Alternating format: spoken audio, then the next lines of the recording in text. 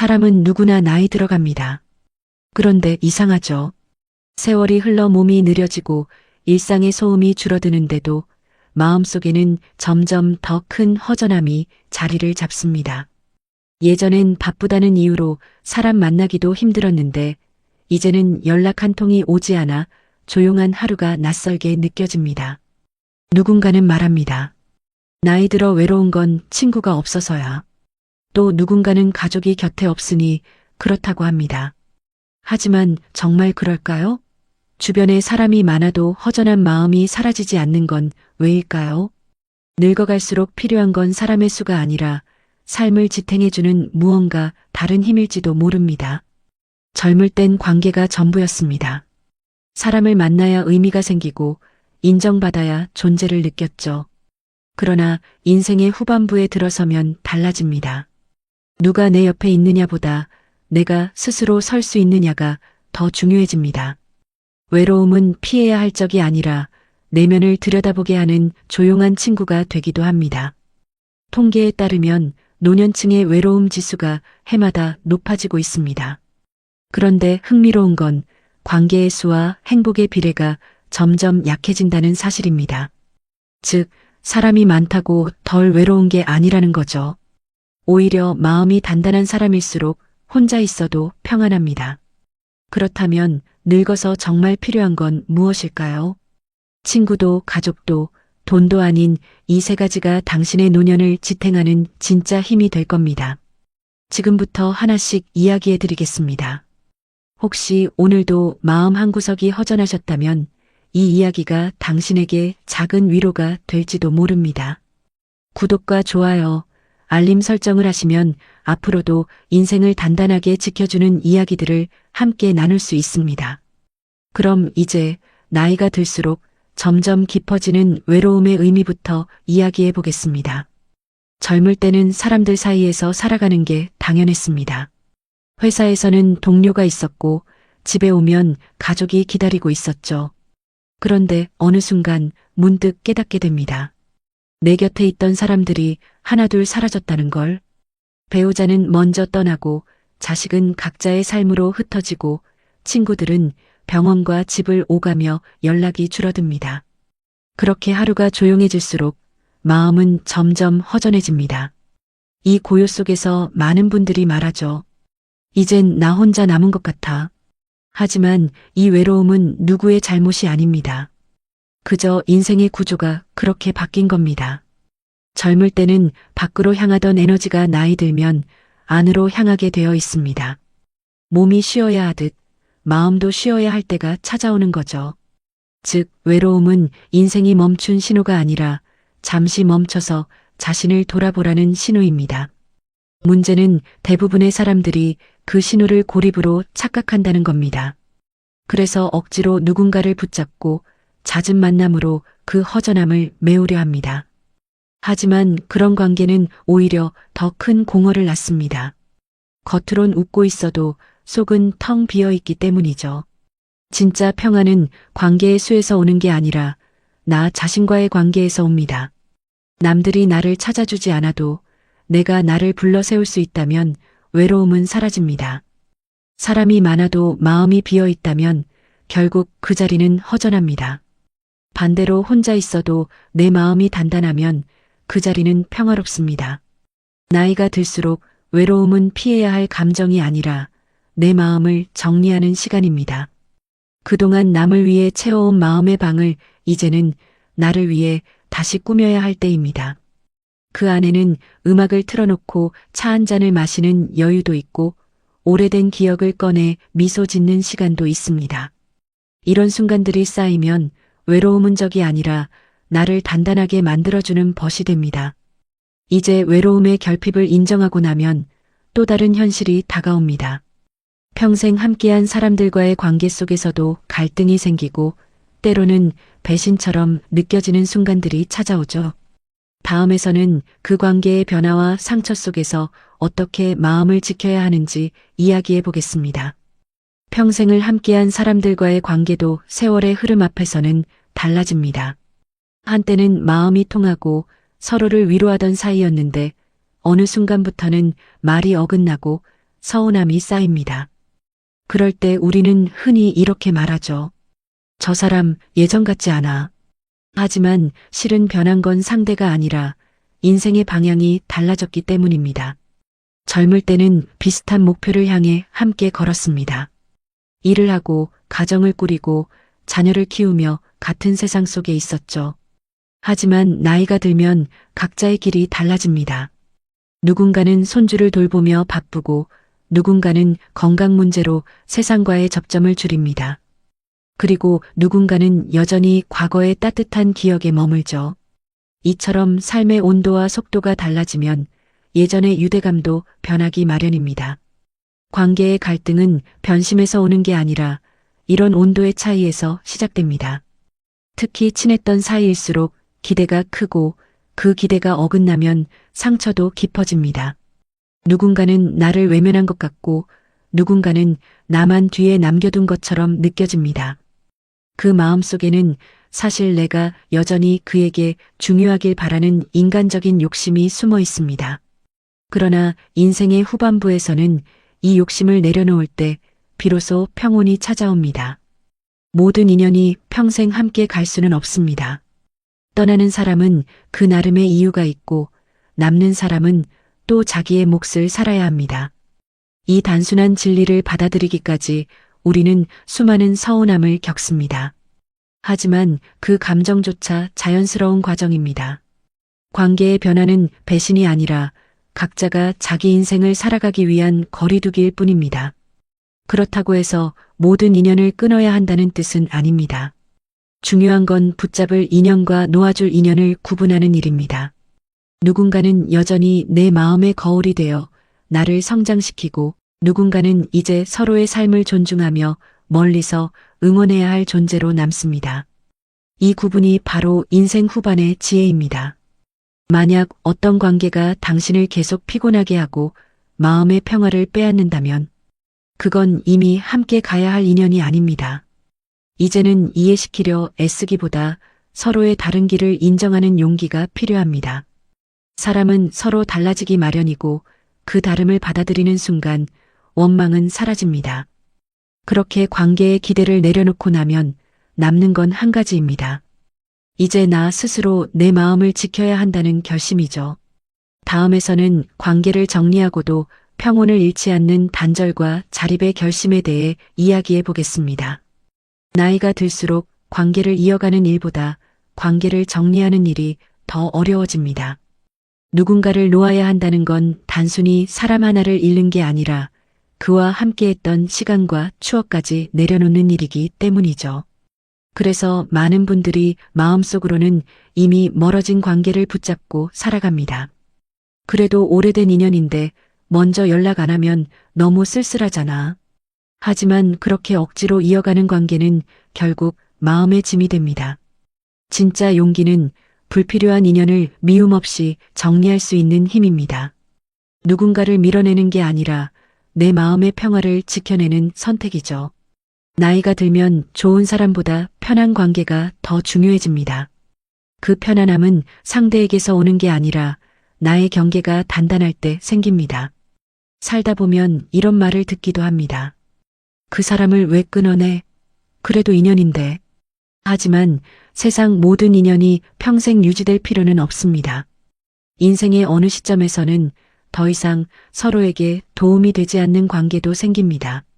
그걸 억지로 붙잡으면 마음이 닳고 결국 나 자신을 잃습니다. 단절은 외로움을 만드는 게 아니라 진짜 자유를 여는 출발입니다. 혼자 있는 시간은 공허한 시간이 아닙니다. 그건 내가 나를 회복시키는 시간이고 나의 내면을 가꾸는 시간입니다. 아침 햇살을 천천히 느끼며 걷고 커피 한 잔을 마시며 지난 시간을 돌아보는 그 여유 속에서 비로소 이제 나는 나로 살아도 괜찮다는 평안이 피어납니다. 자립이란 혼자 사는 기술이 아니라 혼자 있어도 흔들리지 않는 마음의 힘입니다. 누군가의 연락이 없어도 하루가 허전하지 않고 누가 나를 이해하지 않아도 내 존재가 작아지지 않는 힘이죠. 그 힘은 갑자기 생기지 않습니다. 조용히, 꾸준히 스스로의 일상을 가꾸는 사람에게서 자랍니다. 하루 한 끼를 정성스럽게 차리고 내 공간을 내 손으로 정리하며 내 삶의 리듬을 내가 만들어갈 때 그 속에서 진짜 자립이 시작됩니다. 이렇게 마음의 자립이 자리 잡으면 외로움은 더 이상 두려운 단어가 아닙니다. 혼자 있어도 불안하지 않고 오히려 혼자일 때 가장 나답습니다. 그런 사람이야말로 인생의 후반전을 품격 있게 살아가는 사람입니다. 하지만 자립은 마음만으로 완성되지 않습니다. 노년의 삶을 안정적으로 지탱하려면 세 가지의 현실적인 자립 조건이 필요합니다. 다음에서는 인생 후반의 평온을 이루는 세 가지 기반에 대해 이야기해 보겠습니다. 인생의 후반부는 단순히 오래 사는 것이 아니라 어떻게 흔들리지 않고 살아가느냐의 시기입니다. 이 시기를 단단하게 버티게 해주는 건 결국 세 가지 자립의 기둥입니다. 경제, 건강, 그리고 마음의 자립.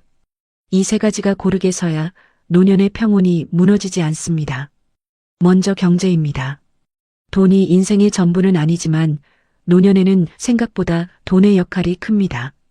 생활비를 걱정하지 않아야 마음이 편하고 스스로의 선택을 존중받을 수 있습니다. 하지만 여기서 말하는 경제적 자립은 많은 돈을 뜻하지 않습니다. 적게 벌어도 꾸준히 유지되는 생활 구조, 즉 내가 감당할 수 있는 삶의 형태를 만드는 게 중요합니다.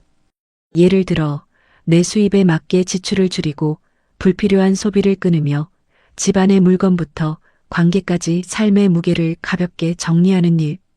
그것이 진짜 경제적 자립입니다. 돈이 아니라 돈에 휘둘리지 않는 마음의 습관을 갖는 것.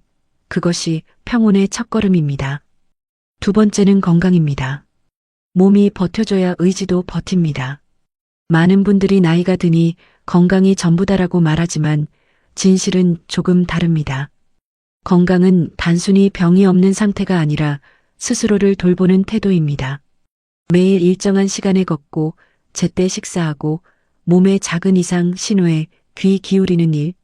이런 사소한 루틴이 쌓여서 몸을 지탱합니다. 젊을 때는 체력이 곧 자존심이었지만 나이가 들면 지속력이 자존심입니다. 꾸준히 자신을 돌보는 사람은 세월 앞에서도 늙지 않습니다. 마지막은 마음의 자립입니다. 이건 앞에 두 가지보다 더 어렵고 더 중요한 부분입니다.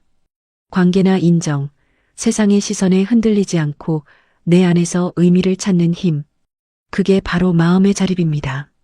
젊을 땐 누군가의 칭찬이나 관심이 나를 지탱했지만 노년엔 그럴 기회가 줄어듭니다. 그래서 스스로에게 말을 걸어야 합니다. 나는 오늘도 괜찮다. 나는 나답게 살아가고 있다. 이 작은 자기 확신이 쌓일수록 마음은 외부의 변화에 흔들리지 않습니다. 경제가 나를 살리고 건강이 나를 버티게 하고 마음이 나를 평온하게 만듭니다.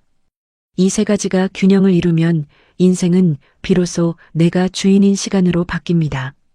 누구에게도 휘둘리지 않고 누구에게도 의지하지 않아도 스스로 중심을 세울 수 있는 삶. 그것이 노년의 품격입니다. 하지만 아무리 단단한 사람이라도 마음속에는 여전히 남는 게 있습니다. 그건 과거의 상처와 미움입니다. 다음에서는 그 상처를 덮지 않고도 평화롭게 살아가는 방법, 용서라는 마지막 주제에 대해 이야기해 보겠습니다. 세월이 쌓이면 추억도 늘어나지만 그만큼 마음속 상처도 함께 쌓입니다. 누군가의 말 한마디가 여전히 가슴에 남아있고 믿었던 사람이 등을 돌린 기억이 불쑥 떠오르기도 합니다. 살다 보면 미움이란 감정은 피할 수 없습니다. 하지만 나이를 먹을수록 그 미움을 품고 사는 일은 내 안의 평화를 갉아먹는 일입니다. 그래서 인생의 마지막 지혜는 용서에서 시작됩니다. 많은 사람들이 오해합니다. 용서는 상대를 위해 하는 거라고요. 하지만 사실 용서는 나 자신을 위해 하는 일입니다. 내가 미워하는 사람은 내 마음속에서 여전히 살아있습니다. 그 사람을 미워할수록 내 감정이 그에게 묶이게 되고 결국 자유를 잃게 됩니다. 반대로 그 미움을 내려놓는 순간 나는 더 이상 과거의 감정에 끌려다니지 않게 됩니다. 용서는 과거를 잊는 게 아니라 그 상처를 품고도 흔들리지 않는 법을 배우는 과정입니다. 살아온 세월이 길수록 나를 힘들게 했던 사람도 많습니다. 그 중에는 가까웠던 가족, 오랜 친구, 혹은 나 자신일 때도 있습니다. 그런데 돌이켜보면 그들이 남긴 상처 속에는 삶의 교훈이 숨어 있습니다. 누군가에게 상처받았기에 이제는 함부로 상처 주지 않게 되었고, 누군가를 잃어봤기에 지금 내 곁의 사람들을 더 소중히 대하게 됩니다. 그 아픔이 바로 내 인생의 결이 된 것입니다. 오래된 나무일수록 껍질에 흉터가 많습니다. 그 흉터는 약함의 증거가 아니라 견뎌낸 시간의 흔적입니다. 우리 인생도 그렇습니다. 젊을 때의 상처를 숨기려 하지 말고 그 위에 새로운 마음의 나이테를 쌓아가야 합니다. 그럴 때 비로소 인생은 깊어지고 마음은 단단해집니다. 용서란 결코 쉬운 일이 아닙니다. 그러나 용서를 배우지 못하면 남은 인생은 과거의 감정에 발목 잡힙니다. 우리가 해야 할 일은 잘 잊는 것이 아니라 잘 흘려보내는 것입니다. 미움을 품은 채 잠자리에 드는 대신 그래, 그 일도 이제는 흘러갔다라고 스스로에게 말해보세요. 그 한마디가 내일을 살아갈 마음의 평화를 만듭니다. 이제 마음을 정리하고 나면 비로소 인생의 후반부가 선명해집니다. 외로움도 단절도 상처도 결국 나를 단단하게 만든 재료였다는 걸 깨닫게 됩니다. 다음에서는 이 모든 이야기를 마무리하며 삶의 마지막 구간에서 우리가 꼭 지켜야 할 마음의 자세에 대해 함께 정리해 보겠습니다. 우리는 모두 나이를 먹습니다. 몸은 느려지고 세상은 점점 낯설어집니다. 하지만 그 속에서도 단단하게 서 있는 사람들은 공통점이 있습니다. 그들은 외로움을 두려워하지 않고 관계에 매달리지 않으며 스스로의 삶을 다스릴 줄 압니다.